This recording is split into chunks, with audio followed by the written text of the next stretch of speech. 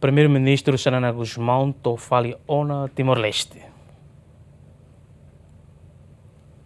Primeiro-Ministro Carlos Xanana Guzmão, a delegação e a terça-net do Ricação no Timor-Leste, foi na visita oficial da Malásia durante Loranrua. Durante a Malásia, Primeiro-Ministro Carlos Xanana Guzmão, a Surumalo, o homólogo Primeiro-Ministro Malásia e a escritório Perdana Putra na localiza e a Putrajaya. Lihusi conferência de imprensa e aeroporto internacional Nicolau Lobato, chefe governo explica, durante a Malásia lideragem, Malásia foi apoio toma para Timor-Leste, onde sai membro pleno ASEAN e a Tinanoin. Primeiro-Ministro Malásia, nia tudo, nia vontade de tomar, nia cara closca durante Siracara, nia carno da Sherman, Basean e a Tinamaine, e também sai membro.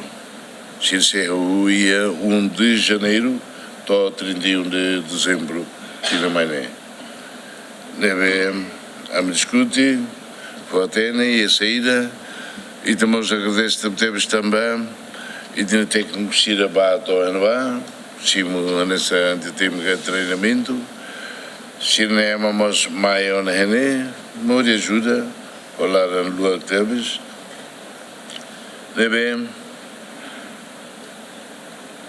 no fim e também que desejo botar temos o Malásia de Tinamaine e Tibertana. E a ocasião nemos, a CEF, órgão executivo Rai Rua, sai a cerimônia assinatura acordo tolo macanessan, acordo entre a República Democrática Timor-Leste no Malásia, Conaba, isenção visto, acordo entre o governo da República Democrática Timor-Leste, com a benefício chancelária no residência oficial governo Malásia e a Dili, no acordo terceiro, maca anúncio Conaba Vobatic Air. Deres Ximenes, Simão Ximenes, Gemen.